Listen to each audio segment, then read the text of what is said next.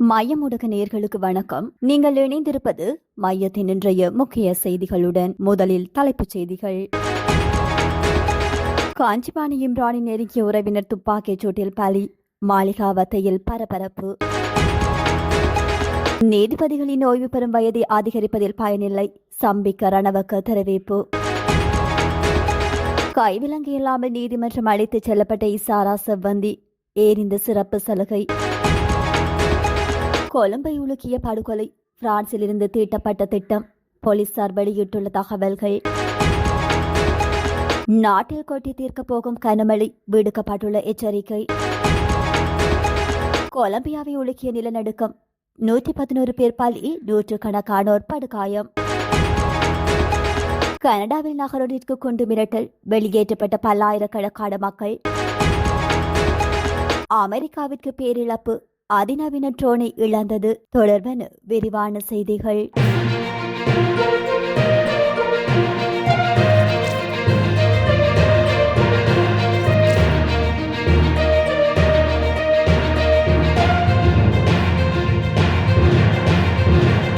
கொழும்பு மாளிகாவத்தை சங்கராஜ மாவட்டத்தில் இடம்பெற்ற துப்பாக்கிச் சூட்டில் காயமடைந்த ஒருவர் சிகிச்சை பலனின்றி உயிரிழந்துள்ளதாக போலீசார் தெரிவித்துள்ளனர்.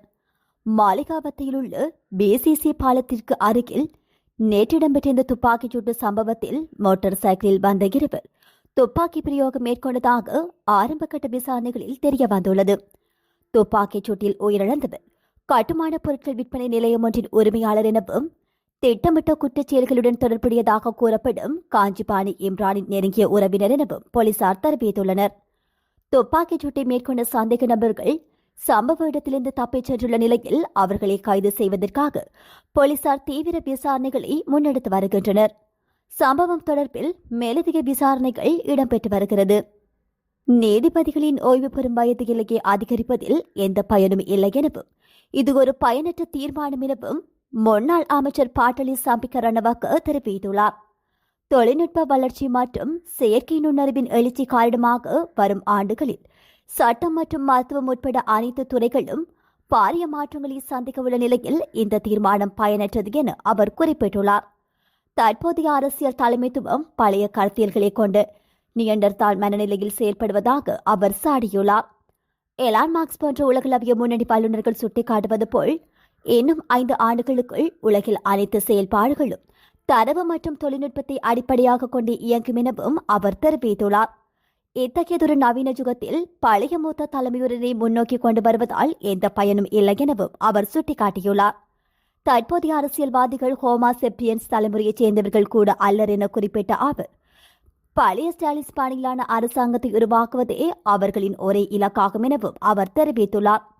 ஒரு சர்வஜன வாக்கெடுப்பு மூலம் ஜனாதிபதி மற்றும் பாராளுமன்றத்தின் ஆயுட்காலத்தை நீடித்துக் கொள்வதே இந்த நடவடிக்கையின் முக்கிய இலக்காகும் எனவும் அவர் குறிப்பிட்டுள்ளார். அதற்கான முதல் படிநிலை ஏற்கனவே எடுத்து வைக்கப்பட்டுள்ளதாக அவர் சுட்டிக்காட்டியுள்ளார். அந்த நோக்கத்தை அடைவதற்காக தமக்கு சவாலாக விளங்கும் எதிர்க்கட்சி தலைவர்கள் மற்றும் செயற்பாட்டாளர்கள் மீது பொய்க் குற்றச்சாட்டுகளை சுமத்தி அவர்களை சிறையில் அடைத்து எதிர்க்கட்சியை முற்றிலுமாக அடக்குவதற்கு அரசாங்கம் செயல்பட்டு வருவதாகவும் அவர் மேலும் குற்றம் சாட்டியுள்ளார். பயங்கரவாத தடை சட்டத்தின் கீழ் கைது செய்யப்பட்டிருந்த இசாரா செவ்வந்தி தற்போது விளக்கமறியலில் வைக்கப்பட்டுள்ளார். பொதுவாக அரசியல்வாதிகள் அல்லது குற்றச்செயல்களில் ஈடுபடுபவர்கள் நீதிமன்றத்திற்கு அழைத்துச் செல்லப்படும் போது கைவிலங்கு இடப்படுவது வழக்கமான விடயம். ஆனால் இஷாரா செவ்வந்தி கைவிலங்கின்றி ஆடம்பரமான தோற்றத்துடன் அழைத்துச் செல்லப்பட்டது சமூக வலைதளங்களில் பெரிய விமர்சனத்தை ஏற்படுத்தியுள்ளது. இசாரா செவ்வந்தி சிஐடி காவலில் இருந்தபோது அவருக்கு கேக் வெட்டியது மற்றும் பிஸ்கெட் வழங்கியது போன்ற சம்பவங்கள் இதற்கு முன்பே சர்ச்சையை ஏற்படுத்தியிருந்தன. இந்த சம்பவங்களின் போது சில அதிகாரிகளுக்கு எதிராக சட்ட நடவடிக்கைகள் எடுக்கப்பட்டிருந்தன. இவருக்கு மட்டும் ஏன் இத்தகைய சிறப்பு சலுகைகள் வழங்கப்படுகின்றன, இவருக்கு பின்னால் இருப்பவர் யார் என்பது போன்ற கேள்விகளை பொதுமக்கள் எழுப்பியுள்ளமை குறிப்பிடத்தக்கது. கொழும்பு கொட்டாஞ்சேரியில் நேற்று மதியம் இடம்பெற்ற துப்பாக்கிச் சூட்டு சம்பவம் தொடர்பான தகவல்களை போலீசார் வெளியிட்டுள்ளனர். இந்த துப்பாக்கிச் சூடு தற்போது பிரான்சில் பதுங்கியுள்ள ஒழுங்கமைக்கப்பட்ட குற்ற கும்பல் உறுப்பினரான குடு 5 என்பவரால் திட்டமிடப்பட்டு நடாத்தப்பட்டிருக்கலாம் என போலீசார் சந்தேகம் வெளியிட்டுள்ளனர். அண்மையில் குடு 5வின் நெருங்கிய நபர் ஒருவர் ரத்மாலனி பகுதியில் படுகொலை செய்யப்பட்ட சம்பவத்திற்கு பழிவாங்கும் நோக்கில் இந்த கொலை நடத்தப்பட்டிருக்கலாம் என போலீசார் குறிப்பிட்டுள்ளனர். நேற்று நடாத்தப்பட்ட துப்பாக்கிச் சூட்டில் முகமது அஸ்மின் மொஹதீன் என்ற 54 வயதுடையவரே உயிரிழந்துள்ளார். கொழும்பு 10 ஸ்ரீ சங்கராஜ மாவட்டத்தில் அமைந்துள்ள கட்டடப் பொருட்கள் விற்பனை நிலையம் ஒன்றின் உரிமையாளரை குறிவைத்து பிற்பகல் 1:30 மணியளவில் இந்த துப்பாக்கிச் சூடு நடாத்தப்பட்டுள்ளது. மோட்டார் சைக்கிளில் வந்த இருவர் துப்பாக்கிச் சூட்டை நடாத்திவிட்டு தப்பியோடியுள்ளனர்.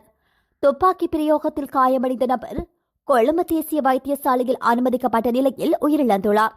உயிரிழந்தவர் பாரிய குற்றச் செயல்களுடன் தொடர்புடைய போதைப்பொருள் மன்னன் கஞ்சிபாணி இம்ரானின் நெருங்கிய உறவினர் என போலீசார் குறிப்பிடுகின்றனர். சப்ரகமுக மாகாணங்களிலும் அத்துடன் கண்டி, நுவரெலியா, காலி மற்றும் மாத்தறை மாவட்டங்களிலும் அடிக்கடி மழை அல்லது இடியுடன் கூடிய மழை பெய்யக்கூடும் என தெரிவிக்கப்பட்டுள்ளது. வளிமண்டலவியல் திணைக்களம் இன்று விடுத்துள்ள அறிக்கையில் மேற்படி விடயம் தெரிவிக்கப்பட்டுள்ளது.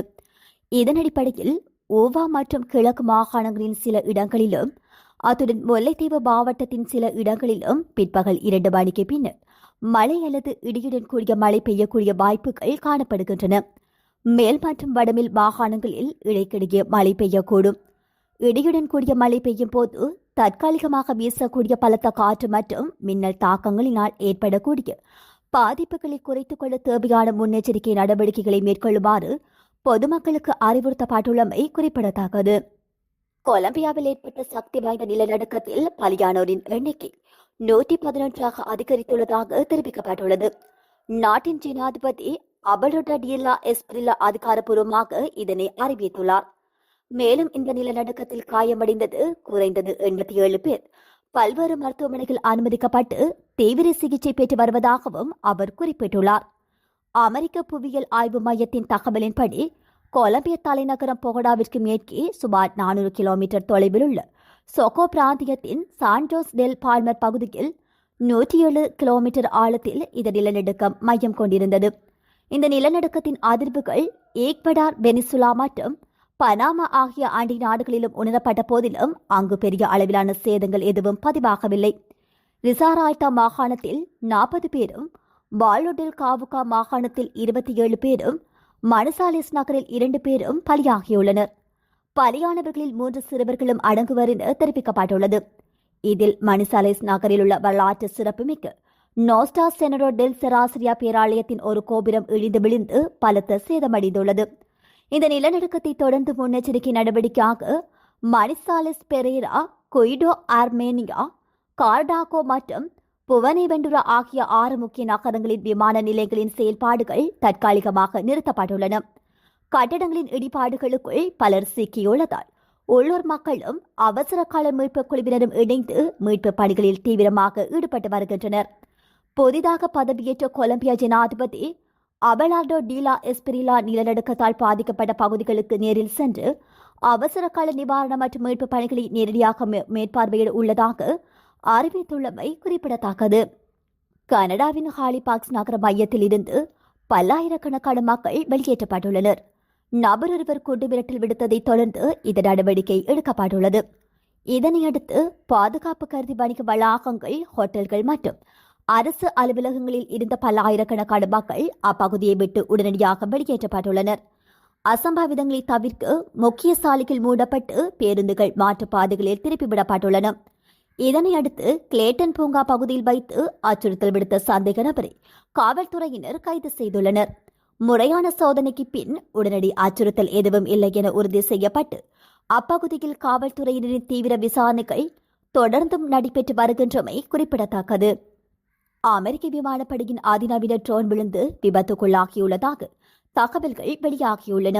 விபத்துக்குள்ளான ஆளில்லா விமானம் அமெரிக்க விமானப்படையின் MQ-9A ரீப்பர் ட்ரோன் என்பது தெரியவந்துள்ளது. கிழக்கு ஆப்பிரிக்க நாடான ஜிபூட்டியில் உள்ள சாபெலி விமான தளத்திலிருந்து புறப்பட்ட சிறிது நேரத்திலேயே இந்த ட்ரோன் கீழே விழுந்து நெருங்கியதாக தெரிவிக்கப்படுகின்றது. ரீப்பர் ட்ரோன் எதிரிகளால் சுட்டு வீழ்த்தப்பட்டதா அல்லது தொழில்நுட்ப கோளாறு காரணமாகவே தானாக விபத்துக்குள்ளானதா என்ற தகவல் இதுவரை வெளியாகவில்லை. ஜிபூட்டி நகருக்கு தென்மேற்கே அமைந்துள்ள சாபெலி விமான ஏர்பேஸ் அமெரிக்க கண்டத்தில் அமெரிக்க ராணுவத்தின் மிக முக்கியமான மையமாக செயல்பட்டு வருகிறது. தெற்கு செங்கடல் பகுதி உட்பட பிராந்தியம் முழுவதிலும் உள்ள மற்றும் கண்காணிப்பு நடவடிக்கைகளுக்கும் அமெரிக்கா இந்த MQ-9 பெட்ரோன்களை சாபல்லி தளத்தில் இருந்தே இயக்கி வருகின்றது. அமெரிக்காவின் மிகவும் சக்தி வாய்ந்த 415 கோடி மதிப்பு கொண்டது இந்த MQ-9 பெட்ரோன் ஆகும் என்பது குறிப்பிடத்தக்கது. இத்துடன் மையத்தின் இன்றைய முக்கிய செய்திகள் நிறைவு பெறுகின்றன. நன்றி.